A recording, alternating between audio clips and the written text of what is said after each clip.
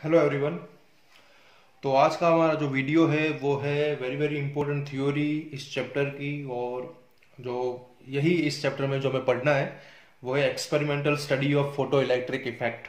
तो जैसा कि हमने लास्ट वीडियो में इलेक्ट्रॉन एमिशन के बारे में स्टडी किया कि किस तरह से इलेक्ट्रॉन एमिट होते हैं, और उसमें हमने 4 अलग अलग मेथड को स्टडी किया। उसमें जैसा कि मैंने आपको बताया कि हमें जो मेथड समझना है वो है फोटो इलेक्ट्रिक इफेक्ट, कि जब किसी मेटल सरफेस के ऊपर एक मिनिमम फ्रीक्वेंसी जिसको हम थ्रेशोल्ड फ्रीक्वेंसी बोलते हैं, उस फ्रीक्वेंसी का लाइट जब उसके ऊपर इंसिडेंट होता है तो उस मेटल में से इलेक्ट्रॉन एमिट होते हैं और इस इफेक्ट को फोटो इलेक्ट्रिक इफेक्ट बोलते हैं। बराबर। और उसी का जो सबसे पहले एक्सपेरिमेंटल स्टडी है, एक प्रॉपर अप्रोप्रिएट स्टडी है विद द पैरामीटर्स, वो कैरी आउट किया गया इन एक्सपेरिमेंट इन लेबोरेटरी। और वो एक्सपेरिमेंट कैरी आउट किया था लिनार्ड और मिलिकन नाम के दो साइंटिस्ट ने। तो यहाँ पे सबसे पहले उसका एक्सपेरिमेंटल अरेंजमेंट समझते हैं और फिर हम कुछ डिटेल में हर एक पैरामीटर को स्टडी करेंगे। बराबर। तो यहाँ पे एक आपके पास एक इवैक्यूएटेड ग्लास ट्यूब है। बराबर। उस इवैक्यूएटेड ग्लास ट्यूब के अंदर 2 टर्मिनल है, एक है कैथोड, दूसरा है एनोड।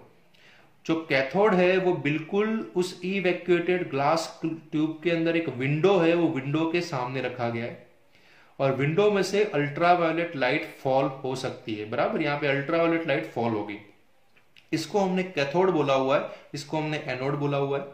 जो कैथोड है वो कोई फोटो सेंसिटिव मटेरियल है। तो जब सुटेबल फ्रीक्वेंसी वाली, मतलब कि थ्रेशोल्ड फ्रीक्वेंसी से ज्यादा फ्रीक्वेंसी वाली अगर अल्ट्रावायलेट लाइट जो है वो इस कैथोड के ऊपर फॉल होगी तो इस कैथोड में से फोटो इलेक्ट्रॉन्स एमिट होंगे। बराबर। अब उस फोटो इलेक्ट्रॉन जो एमिट होंगे, मतलब जो प्लेट से बाहर निकलेंगे, बराबर, वो फोटो इलेक्ट्रॉन को यहां पे एनोड पे कलेक्ट किया जाएगा। तो एनोड का जो पोटेंशियल होगा पॉजिटिव होगा और ये जो करंट जो यहाँ पे, मतलब जो फोटो इलेक्ट्रॉन्स जो ये इस चैम्बर के अंदर इस प्लेट में से निकलेंगे वो यहाँ पे एनोड में कलेक्ट होंगे। और एनोड जो है के साथ हमने यहाँ पे माइक्रो एमिटर लगाया हुआ है और यहाँ पे हमने पोटेंशियल भी दे रखा है ताकि ये जो फोटो इलेक्ट्रॉन्स यहाँ पे कनेक्ट हो, बिल्कुल सर्किट में यहाँ पे फ्लो हो और यहाँ पे हमें करंट रजिस्टर्ड हो और करंट हमें देखने को मिले। ठीक है। तो इस तरह से इस एक्सपेरिमेंट का अरेंजमेंट किया गया।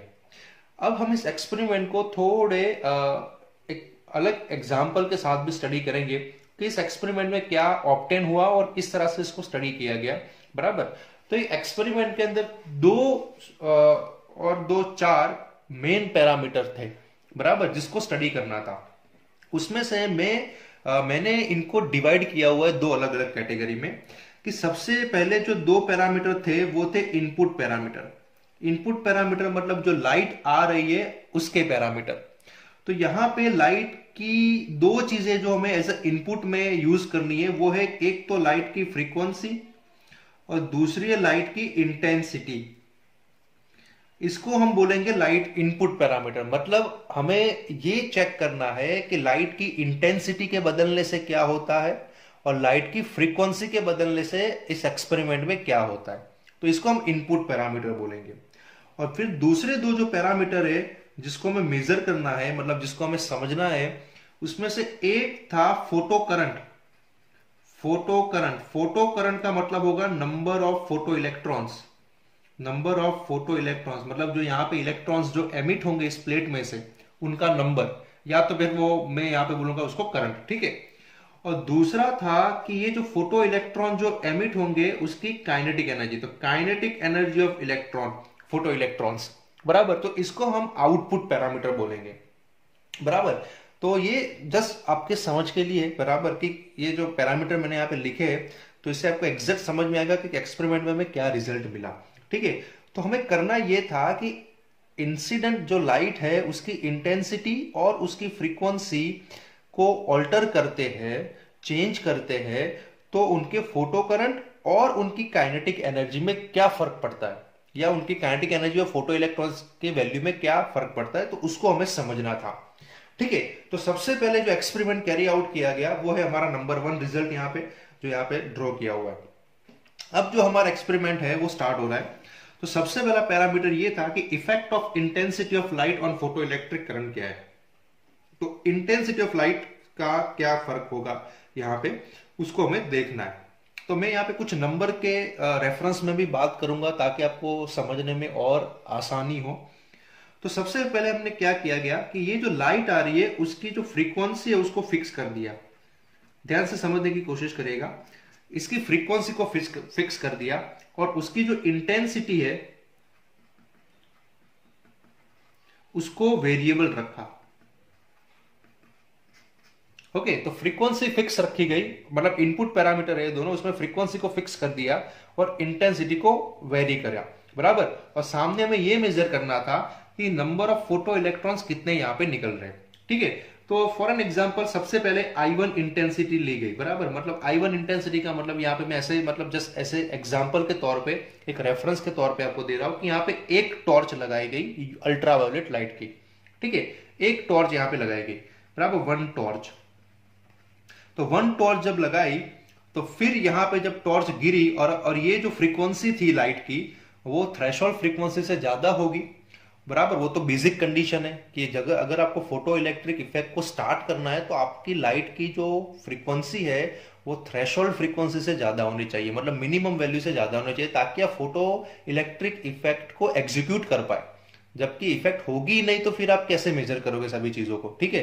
तो बेसिक कंडीशन एक्सपेरिमेंट की यही है कि जो लाइट यहां पे आ रही है उसकी फ्रीक्वेंसी जो है वो फिक्स तो रखनी है हमें सबसे पहला पैरामीटर में, लेकिन वो फ्रीक्वेंसी थ्रेशोल्ड फ्रीक्वेंसी से ज्यादा वाली है, ठीक है। तो that is a very very basic condition, बराबर, जो कि कॉमन होगा यहाँ पे हर जगह पे।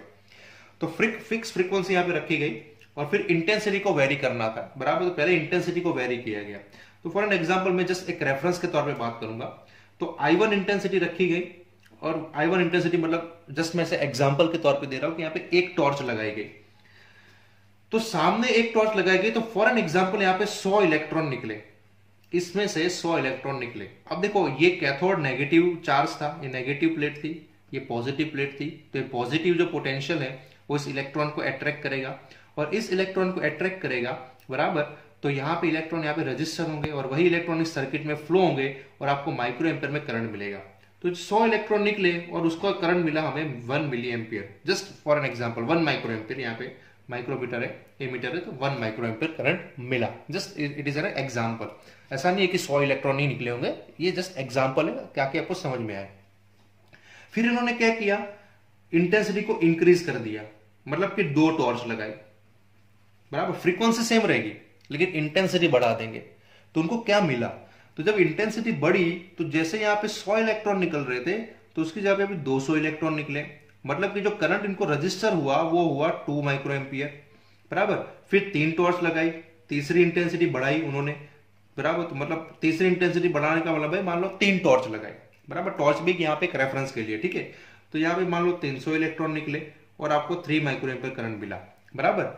तो कहने का मेरा मतलब ये है कि यहां पे अगर सबसे पहला जो रिजल्ट उनको ऑब्जर्व हुआ वो ये था कि जैसे जैसे वो लाइट की इंटेंसिटी बढ़ा रहे थे वैसे वैसे यहाँ पे नंबर ऑफ जो फोटो इलेक्ट्रॉन्स यहाँ पे एमिट हो रहे उनकी वैल्यू भी बढ़ रही थी, उनकी वैल्यू भी बढ़ रही थी, ठीक है।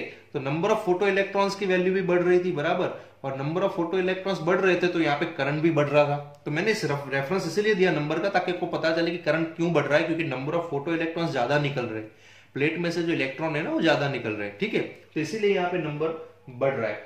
तो सबसे पहला कंक्लूजन इन्होंने क्या ड्रॉ किया कि भाई इंटेंसिटी के बढ़ाने से, इंटेंसिटी ऑफ द लाइट के इंक्रीज होने से, बराबर, फोटो करंट इंक्रीज हो रहा है। फोटो करंट जो है वो इंक्रीज हो रहा है, मतलब नंबर ऑफ फोटो इलेक्ट्रॉन्स जो है ना जो प्लेट से निकल रहे हैं वो इंक्रीज हो रहे हैं।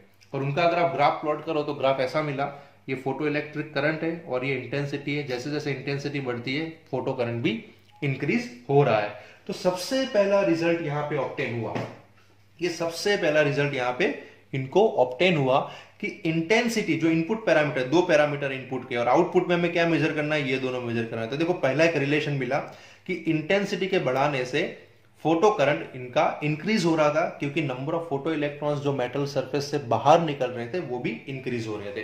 बराबर। तो एक चीज यहाँ पे पता चल गई कि इंटेंसिटी के बढ़ाने से क्या होता है, तो ये उनको आंसर मिल गया कि इंटेंसिटी के बढ़ाने से फोटो करंट यहाँ पे इंक्रीज हो रहा है, ठीक, बराबर। दूसरे पैरामीटर में उनको मेजर करना था कि भाई पोटेंशियल की असर क्या होती है, मतलब इस एक्सपेरिमेंट में अगर पोटेंशियल को चेंज किया जाए तो क्या होगा।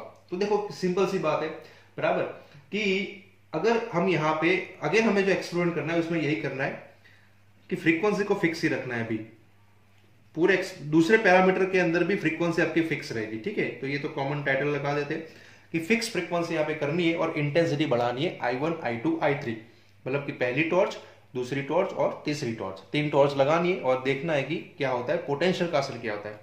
तो देखो सबसे पहले क्या मेजर करना था, बराबर, कि यहाँ पे I1 इंटेंसिटी को फिक्स किया गया। पहले I1 इंटेंसिटी मतलब 1 टॉर्च यहाँ पे लगाई गई, बराबर। 1 टॉर्च लगाएंगे तो 100 इलेक्ट्रॉन निकलेंगे और उसका करंट होगा 1 माइक्रो एम्पियर। अब करंट कहां पे रजिस्टर होगा, यहां पे होगा। अब यहाँ पे ध्यान से एक चीज को समझो, यहां पे करंट क्यों मिल रहा है, क्योंकि आपने इसको पॉजिटिव पोटेंशियल दिया हुआ है, ये पॉजिटिव है और एक कैथोड मतलब नेगेटिव है। तो ये जो इलेक्ट्रॉन होंगे नेगेटिवली चार्ज हो यहाँ पे अट्रैक्ट होंगे, बराबर कि नहीं, यहाँ पे अट्रैक्ट होंगे। अगर मैं यहाँ पे पॉजिटिव पोटेंशियल बढ़ाता हूं, मान लो मैं +1 +2 +3 वोल्ट +4 वोल्ट +5 वोल्ट, बराबर, इस तरह से +1 वोल्ट +2 वोल्ट +3 वोल्ट, इस तरह से पॉजिटिव पोटेंशियल ए प्लेट में बढ़ाओ, तो अगर इसकी पॉजिटिविटी बढ़ेगी, बराबर, तो यहां पे आपका जो करंट है, बराबर, वो भी आपका करंट बढ़ता जाएगा, बराबर। और करंट बढ़ता बढ़ता कब तक बढ़ेगा, तो एक सर्टेन वैल्यू तक करंट आपका बढ़ेगा, बराबर। फिर क्या होगा कि फिर भी अगर आप पॉजिटिव पोटेंशियल बढ़ाते जाओ तो फिर यहां पे करंट बढ़ना बंद हो जाएगा, मतलब समझे। तो इसका मतलब क्या हुआ कि मान लो जब मैंने एक टॉर्च लगाई तो उसमें से 100 इलेक्ट्रॉन निकले। अब ये 100 इलेक्ट्रॉन को मुझे यहां पे अट्रैक्ट करना है, तो मैंने पहले +1 वोल्ट लगाया तो 100 में से 10 इलेक्ट्रॉन अट्रैक्ट हो गए और मुझे करंट मिला। फिर बस +2 वोल्ट लगाया, बराबर, तो और 20 इलेक्ट्रॉन अट्रैक्ट हुए। +3 वोल्ट लगाया तो और 30 इलेक्ट्रॉन अट्रैक्ट हुए। +4 वोल्ट लगाया तो और 20-30 अट्रैक्ट हुए, बराबर। अब निकले कितने थे, 100। +5 वोल्ट जैसे मैंने किया यहां पे, तो 100 के 100 इलेक्ट्रॉन यहां पे कलेक्ट हो गए because of the positive potential.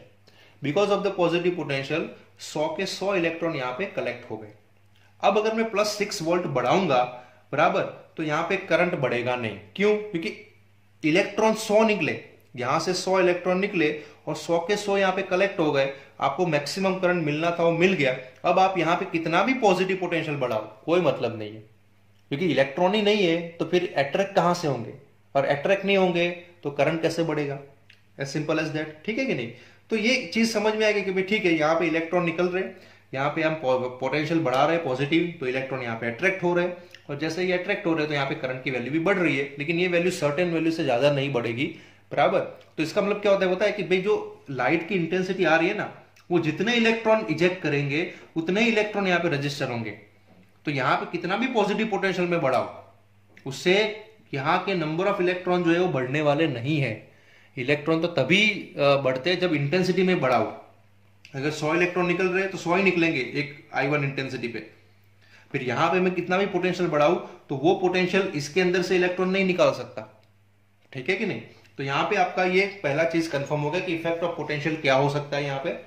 तो इफेक्ट ऑफ पोटेंशियल का कंक्लूजन ये निकलता है अभी यहाँ पे फर्स्ट हाफ पोर्शन में कि भाई यहाँ पे मैं पोटेंशियल कितना भी बढ़ाऊं, जो इलेक्ट्रॉन इंटेंसिटी से निकले हैं, एक टॉर्च से निकले हैं, वही इलेक्ट्रॉन यहाँ पे कलेक्ट होंगे, और मैक्सिमम इलेक्ट्रॉन अगर यहाँ पे कलेक्ट हो गए उसके बाद ये पोटेंशियल पॉजिटिव में कितना भी बढ़ाओ, कोई एक्स्ट्रा करंट आपको मिलने वाला नहीं है, कोई एक्स्ट्रा इलेक्ट्रॉन निकलने वाला नहीं है, क्योंकि जो इलेक्ट्रॉन लाइट के गिरने से निकल गए वो निकल गए।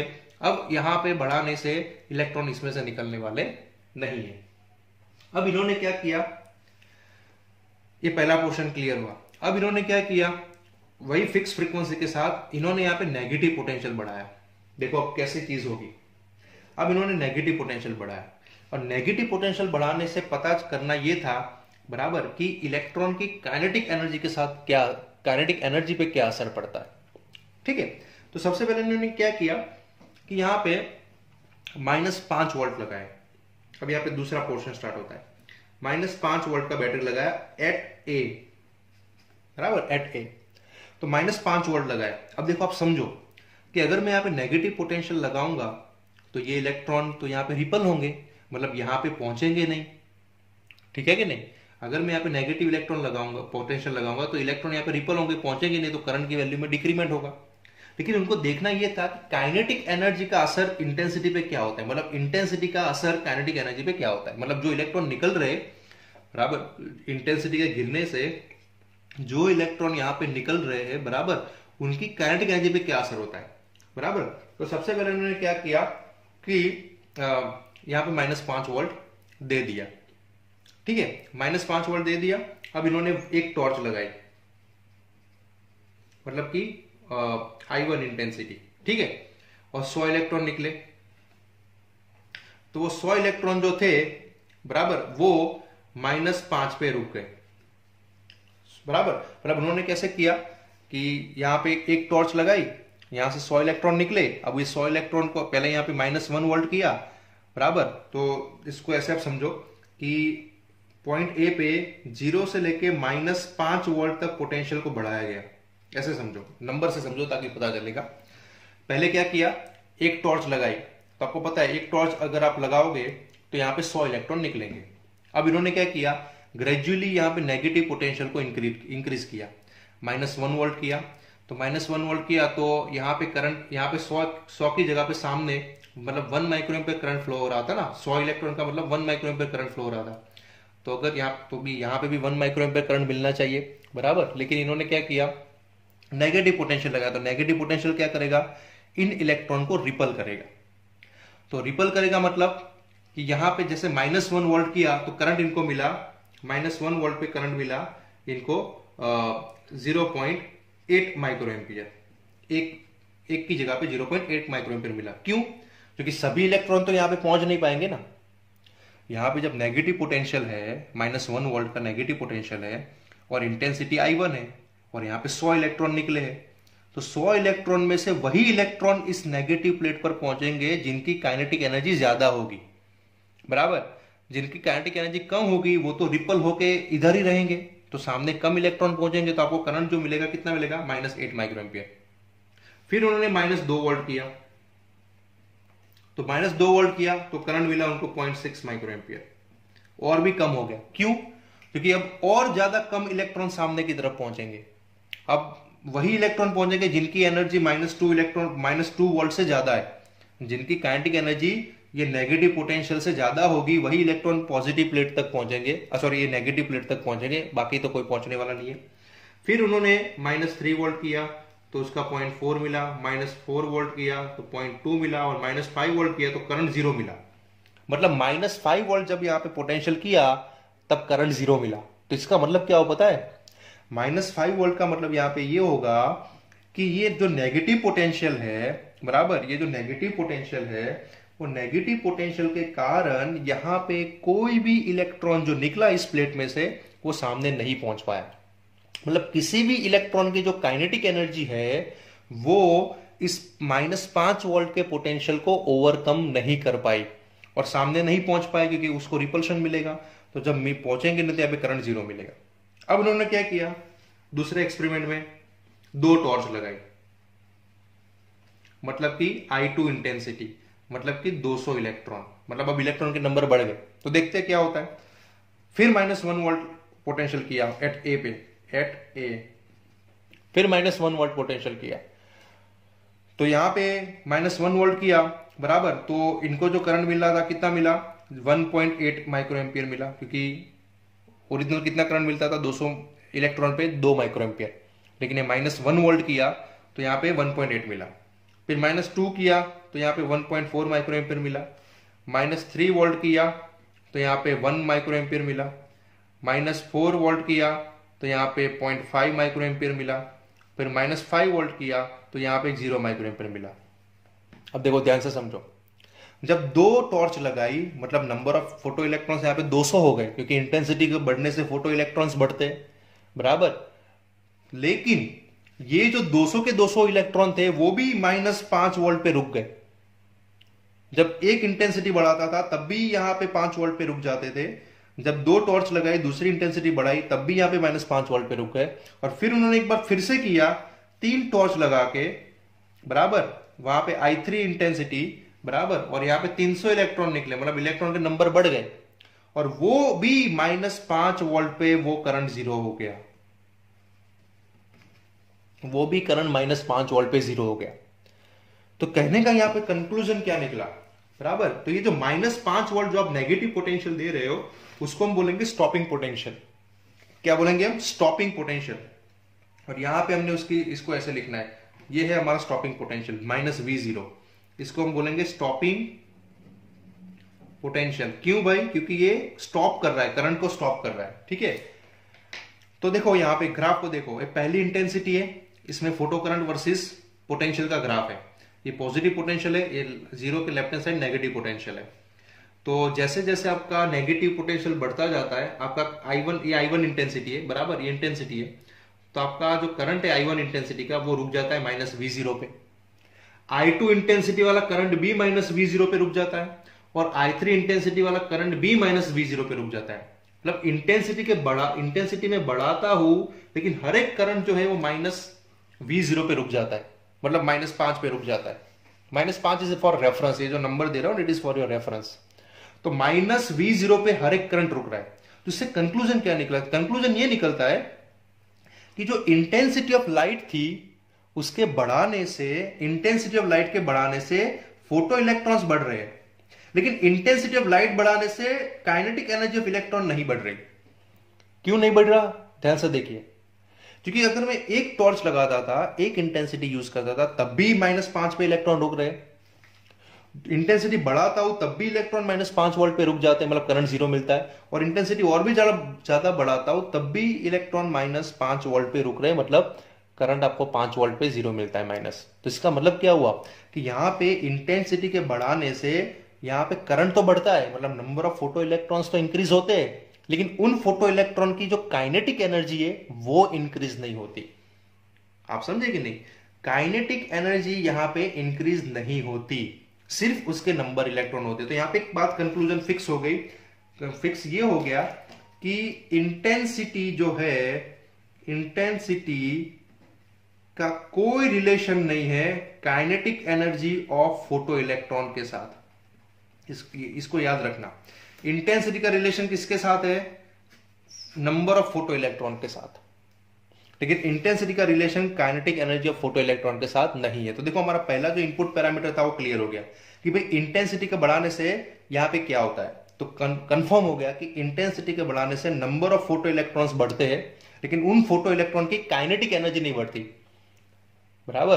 क्योंकि ये जब मैं आप नेगेटिव पोटेंशियल जब मैं यूज करता था, तो नेगेटिव पोटेंशियल वो चेक करता था कि आपके जो इलेक्ट्रॉन यहां से निकल रहे, मतलब इस चैम्बर में से जो इलेक्ट्रॉन यहां से निकल रहे, उनकी काइनेटिक एनर्जी कितनी है। अगर काइनेटिक एनर्जी ज्यादा होती तो ये नेगेटिव पोटेंशियल को ओवरकम करके प्लेट ए पर पहुंच जाते।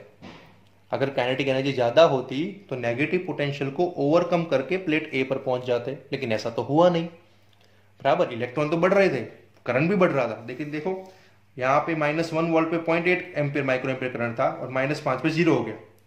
फिर यहाँ पे दो टॉर्च लगाई, इंटेंसिटी बढ़ाई, तो करंट ज्यादा मिला, लेकिन रुका तो -5 पे, ठीक है। और ज्यादा इंटेंसिटी बढ़ाई तो करंट मिला, ज्यादा ही मिला आपको। कितना मिला? ये था 3 माइक्रो एम्पियर, लेकिन रुका तो -5 पे। तो करंट तो ज्यादा मिल रहा था, लेकिन रुके सभी करंट की वैल्यू जीरो कब हुई? -5 पे, -5 पे, -5 पे। तो मतलब क्या हुआ कि हर इलेक्ट्रॉन जो यहाँ पे निकल रहा है उनकी जो काइनेटिक एनर्जी है वो फिक्स रहती है। तो इंटेंसिटी के बढ़ाने से, लाइट की इंटेंसिटी बढ़ाने से यहां पे number of photo electrons increase हो रहे हैं, लेकिन उन फोटो इलेक्ट्रॉन्स की काइनेटिक एनर्जी इंक्रीज नहीं होती। तो यहां पे एक रिलेशन बन जाता है कि इंटेंसिटी के बढ़ाने से काइनेटिक एनर्जी नहीं बढ़ती, इंटेंसिटी के बढ़ाने से सिर्फ फोटो इलेक्ट्रिक करंट मिलता है। तो हमें इनपुट के एक पैरामीटर का आउटपुट के दोनों पैरामीटर के साथ रिलेशन मिल गया कि इंटेंसिटी का रिलेशन फोटो करंट से है, इंटेंसिटी का रिलेशन काइनेटिक एनर्जी से नहीं है, ठीक है। तो ये दूसरा इंपॉर्टेंट कंक्लूजन था। ओके, तो यहां पे हमारे दूसरा इंपॉर्टेंट कंक्लूजन यहां पे क्लियर होता है। अब हम बात करेंगे तीसरे इंपॉर्टेंट कंक्लूजन के बारे में।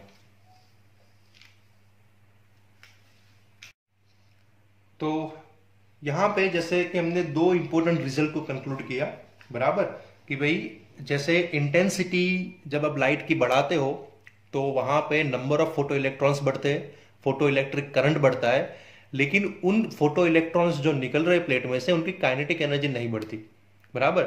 सबकी काइनेटिक एनर्जी फिक्स रहती है और सभी सेम स्टॉपिंग पोटेंशियल पे रुक जाते हैं, बराबर। अगर मैं इंटेंसिटी बढ़ाता हूं तब भी सभी करंट जो है, सभी इलेक्ट्रॉन है, वो सेम स्टॉपिंग पोटेंशियल पे रुक जाते थे। ये हमने जो इस तरह से इस ग्राफ में समझा। तो इसका एक इक्वेशन भी बना सकते हैं कि जो मैक्सिमम काइनेटिक एनर्जी होती है इलेक्ट्रॉन की, बराबर, वो होगी, मतलब कितनी होगी, हाफ mv² बराबर maximum velocity is equal to हम लिखेंगे ई वी जीरो को हम बोलेंगे स्टॉपिंग पोटेंशियल। तो मतलब स्टॉपिंग पोटेंशियल से हम maximum kinetic energy of electron को डिफाइन कर सकते हैं।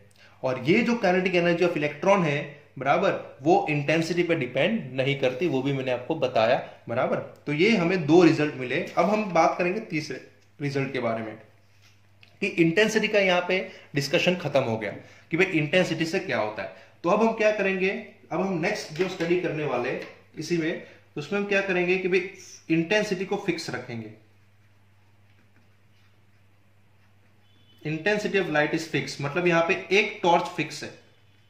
एक टॉर्च मतलब 100 इलेक्ट्रॉन निकलेंगे यहां पे और करंट कितना होगा 1 माइक्रो एम्पियर, बराबर, ये फिक्स आपको पता है।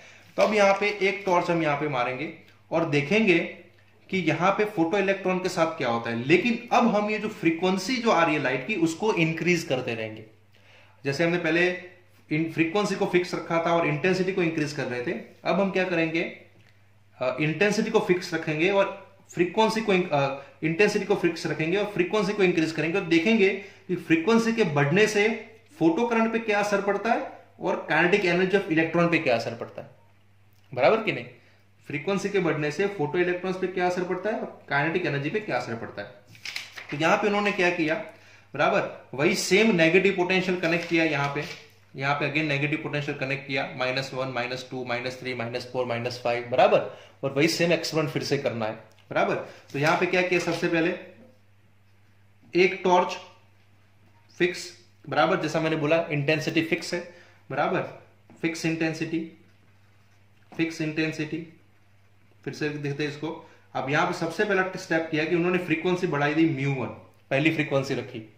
तो फ्रीक्वेंसी μ1 रखाई तो वहां पे इलेक्ट्रॉन कितने निकले, 100 इलेक्ट्रॉन निकले। करंट कितना मिला, 1 माइक्रो एम्पियर मिला, बराबर। और फिर उन्होंने क्या किया, यहां पे नेगेटिव पोटेंशियल लगाया, -1 volt, -2 volt, -3 volt, -4 volt, -5 volt. और जैसे ही -5 पहुंचा तो -5 वोल्ट पे करंट जीरो हो गया, -5 वोल्ट पे करंट जो है वो जीरो हो गया, बराबर। तो यहां पे पहला रिजल्ट यहां पे कंक्लूड हुआ। फिर उन्होंने क्या किया, फ्रीक्वेंसी बढ़ा दी। तो फ्रीक्वेंसी बढ़ाई तो सामने कितना करंट मिला, 100 इलेक्ट्रॉन का ही करंट मिला, 1 माइक्रो एम्पियर, बराबर। और फिर उन्होंने फिर से नेगेटिव पोटेंशियल यहां पे बढ़ाया, -1 वोल्ट, -2 वोल्ट। लेकिन इस बार इनको क्या देखने को मिला कि ये जितना भी करंट था वो -10 वोल्ट पे जीरो हुआ। अब -5 पे जीरो नहीं हुआ। जैसे फ्रीक्वेंसी बढ़ाई तो जो इलेक्ट्रॉन थे वो सभी -10 वोल्ट पे रुक गए और करंट -10 वोल्ट पे जीरो हुआ। एक बार फिर से इन्होंने एक्सपेरिमेंट किया, फ्रीक्वेंसी और बढ़ाई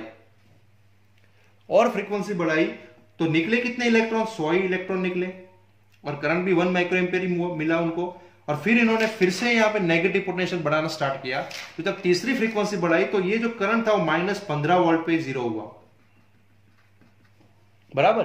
तो इससे कंक्लूजन क्या मिला, कंक्लूजन ये मिला कि जब हम फ्रीक्वेंसी बढ़ाते थे तो यहां पे करंट जो थे वो ज्यादा नेगेटिव पोटेंशियल पे क्यों रुक रहा है।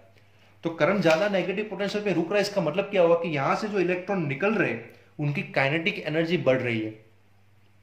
अगर जब मैंने पहली फ्रीक्वेंसी ऑफ लाइट यहां पे इंसिडेंट करवाई, बराबर, तो यहां पे इलेक्ट्रॉन तो 100 ही निकले, लेकिन वो इलेक्ट्रॉन जो थे उनकी काइनेटिक एनर्जी -5 वोल्ट तक पहुंची, उसके आगे वो ओवरकम नहीं कर पाए और वहां पे वो जीरो हो गए, वहां पे पहुंच नहीं पाए और करंट जीरो हो गया।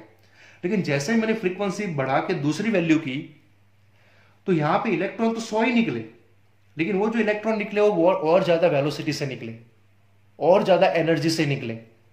और वो इलेक्ट्रॉन को रोकने के लिए मुझे यहां पे -10 वोल्ट देना पड़ा, बराबर, तब जाके करंट जीरो हुआ। और जैसे मैंने तीसरी फ्रीक्वेंसी बढ़ाई तो तीसरी फ्रीक्वेंसी में निकले भी 100, लेकिन ये 100 निकले तीसरी फ्रीक्वेंसी में वो और ज्यादा एनर्जेटिक थे, उनकी वेलोसिटी और ज्यादा थी। और ज्यादा थी मतलब उनको रोकने के लिए हमें -15 वोल्ट का पोटेंशियल देना पड़ा। तो इसका सीधा साधा मतलब ये निकला कि अगर मैं फ्रीक्वेंसी बढ़ा रहा था, अगर मैं फ्रीक्वेंसी जो है वो इंक्रीज कर रहा था, तो फ्रीक्वेंसी के इंक्रीज होने से नंबर ऑफ इलेक्ट्रॉन्स तो सेम ही निकल रहे थे, मतलब फोटो करंट सेम हो रहा था, फोटो करंट जो है वो सेम हो रहा था, बराबर। लेकिन जो स्टॉपिंग पोटेंशियल है वो इंक्रीज हो रहा है, क्योंकि एक -5 वोल्ट पे रुका, फिर उसके बाद हायर फ्रीक्वेंसी पे -10 वोल्ट पे रुके, फिर उसके बाद हायर फ्रीक्वेंसी पे -15 वोल्ट पे रुके। तो मतलब ये होता है कि ये जो फ्रीक्वेंसी है उसके बढ़ने से इलेक्ट्रॉन की जो काइनेटिक एनर्जी है वो इंक्रीज हो रही थी, बराबर। तो इनका फोटो करंट इंक्रीज नहीं हो रहा था, क्या इंक्रीज हो रहा था? काइनेटिक एनर्जी इंक्रीज हो रही थी। तो सीधा मतलब यहां पे ये निकला फिर से कि फ्रीक्वेंसी के बढ़ाने से kinetic energy of photo electron increase होता है, लेकिन फ्रीक्वेंसी के बढ़ाने से फोटो करंट इंक्रीज नहीं होता। तो यहां पे हम ऐसा कंक्लूजन कर सकते हैं कि भाई ये हमारे पास दो इनपुट पैरामीटर है। पहला पैरामीटर है intensity of incident light, intensity of incident light, और दूसरा है फ्रीक्वेंसी ऑफ इंसिडेंट लाइट। तो इंटेंसिटी के बढ़ाने से फोटो करंट बढ़ता है,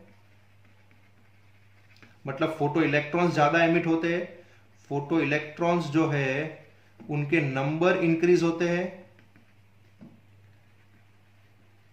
और फ्रीक्वेंसी के बढ़ाने से kinetic energy of photo electrons increase होता है।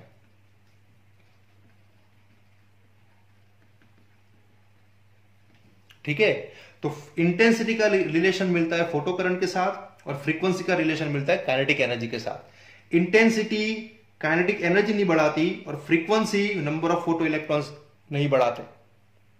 ठीक है, और ये ग्राफ देखिए, photo current versus potential.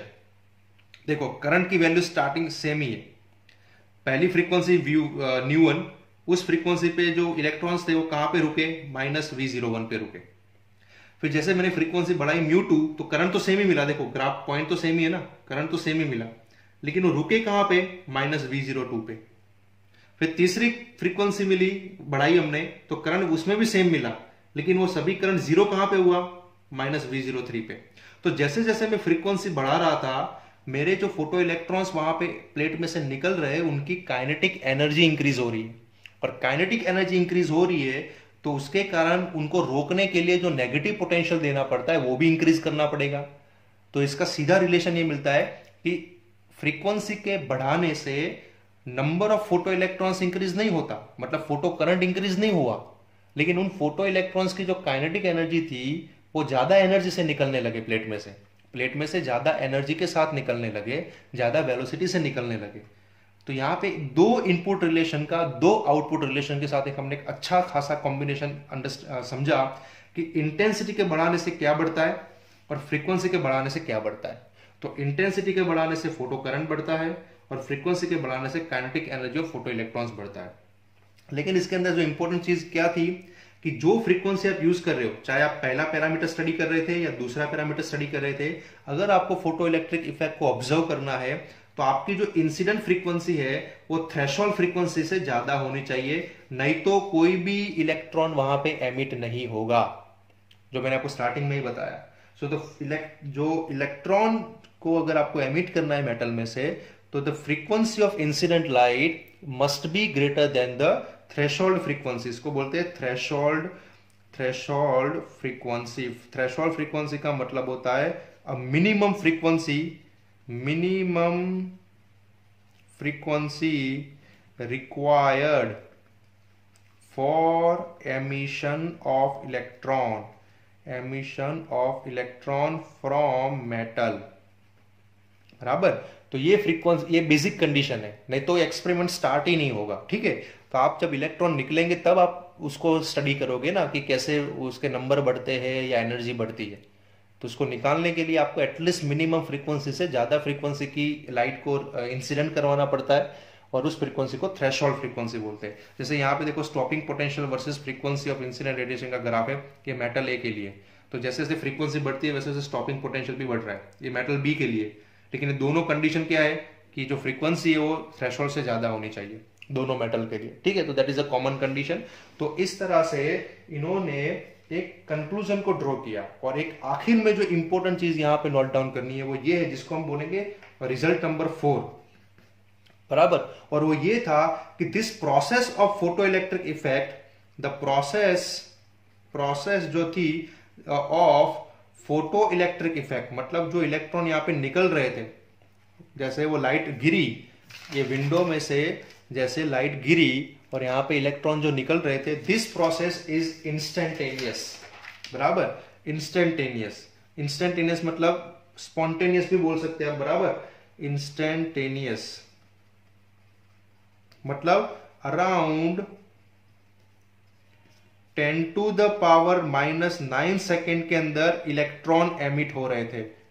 10⁻⁹ second के अंदर इलेक्ट्रॉन एमिट हो रहे थे, मतलब जैसे लाइट गिरी, बराबर, इमीडिएटली वहां पे इलेक्ट्रॉन एमिट हो रहे थे, वेरी स्पॉन्टेनियसली। उनके उसके लिए कोई वेट करना नहीं पड़ा कि लाइट गिराओ फिर वेट करो इलेक्ट्रॉन निकलेंगे, ऐसा नहीं था। जैसे लाइट गिरी, अगर ये लाइट की फ्रीक्वेंसी थ्रेशोल्ड से ज्यादा है तो तुरंत ऑन द स्पॉट, उसी मोमेंट पे, स्पॉन्टेनियसली, इंस्टेंटेनियसली वहां से इलेक्ट्रॉन एमिट हुए अराउंड 10⁻⁹ सेकेंड, मतलब कि माइक्रो सेकेंड के, नैनो सेकेंड के अंदर। ठीक है।